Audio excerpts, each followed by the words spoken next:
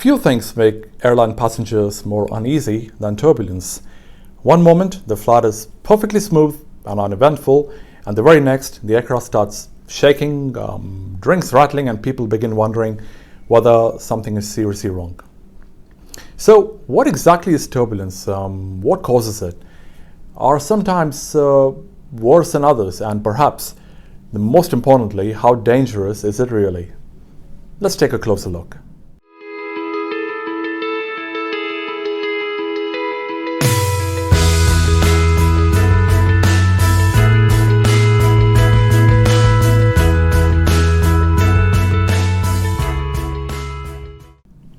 Welcome back to Flying 101. I'm Deepak, an Airbus A320 captain, and on this channel we break down aviation topics in a clear and practical way. In this video, I'll explain what turbulence really is, the main types pilots deal with, what causes them, how they are managed, and why, although it can certainly be uncomfortable, it is usually far less dangerous than many people imagine. At its simplest, turbulence is simply disturbed air. An aircraft moves through air much like a boat moves through water. If the air is smooth, the ride feels smooth. If the air is moving irregularly, let's say up, down, or even sideways, the aircraft moves with it, and that is what we experience as turbulence. That does not mean the aircraft is falling out of the sky. It simply means it is flying through unstable air. Now, turbulence can take several forms, but most of the time it comes down to a few broad causes, such as unstable weather, strong wind gradients, terrain, or even other aircraft. Let's begin with something called convective turbulence. Now, this is the type that is associated with clouds, especially towering cumulus and cumulonimbus, so the thunderstorm type of clouds. It develops when warm air rises rapidly and the cooler air sinks around it, creating strong vertical currents in and around these cloud systems. The air can become highly unstable, producing anything from light bumps to severe turbulence. This is one of the reasons why pilots give thunderstorms such a wide berth. It is not just the rain or the lightning that matters, it is also the violent movement of air in and around them, including strong updrafts, downdrafts, and wind shear. Then there is the clearer turbulence, or CAT. Now, this is a type many passengers find quite surprising because it can occur in apparently clear skies, sometimes with no visible cloud nearby. CAT is often associated with strong wind gradients, particularly jet streams, and around the tropopause, where relatively small changes in airflow can produce a surprisingly rough ride.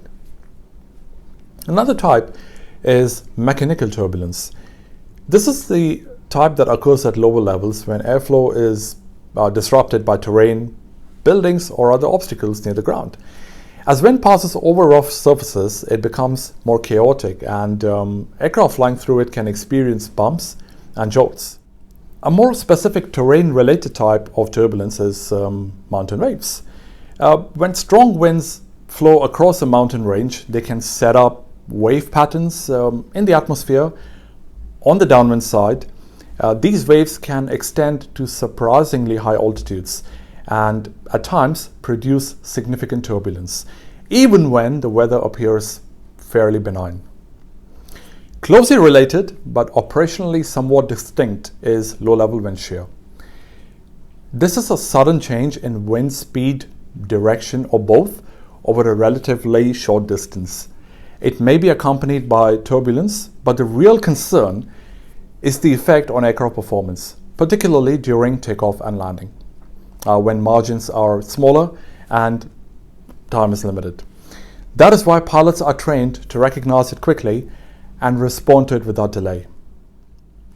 And finally, there is something called wake turbulence. This is not caused by weather at all, but by the aircraft. You see, as a wing generates lift, it also creates wingtip vortices, which are rotating masses of air that trail behind the aircraft. Now, larger and heavier aircraft tend to produce stronger wake turbulence, and if another aircraft encounters it, the result can be quite abrupt. That is why spacing, positioning, and flight path awareness are taken so seriously, especially on departure and arrival. So how do pilots really deal with turbulence? It actually starts even before the aircraft has left the ground.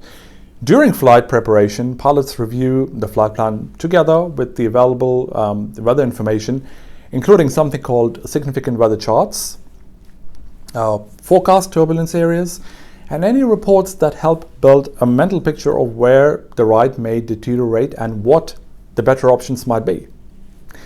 Once airborne, that threat is managed continuously.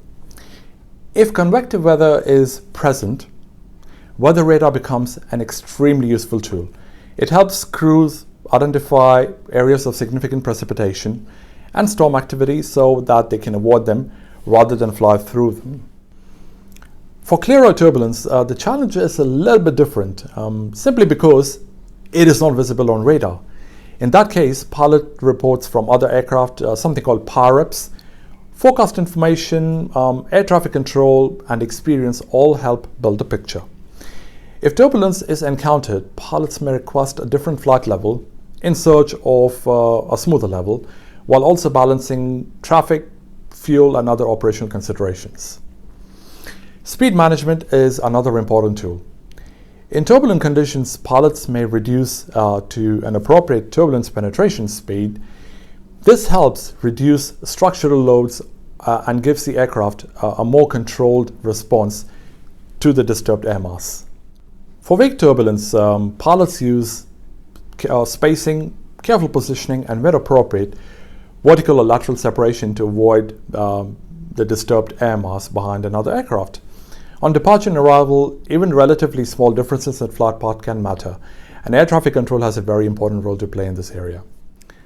And there is one very simple measure that matters more than many passengers realize, and that is the seatbelt sign. In modern airline operations, one of the biggest real risks from turbulence is not usually damage to the aircraft. It is injury to unrestrained occupants, especially passengers or cabin crew who are not strapped in when the aircraft encounters a sudden bump. That is why pilots will often turn the seatbelt on quite early and secure the cabin before the ride becomes worse. So how dangerous is turbulence really? Well, the honest answer is this. Turbulence can range from mildly annoying to generally severe, and pilots absolutely take it seriously. But for a properly operated commercial airliner, it is usually much more of a comfort issue than a safety issue. You see, commercial aircraft are designed with substantial structural margins, and pilots are trained to avoid the most hazardous conditions where possible and to manage the aircraft appropriately when turbulence does occur. So while turbulence may feel dramatic from the cabin, it is very rarely the emergency that passengers imagine it to be. The practical takeaway is this. Turbulence is a normal part of flying. It has different causes, different forms, and different levels of intensity, as we've explored. And pilots plan for it, monitor it, and manage it throughout the flight. And for passengers, the best habit is also the simplest one.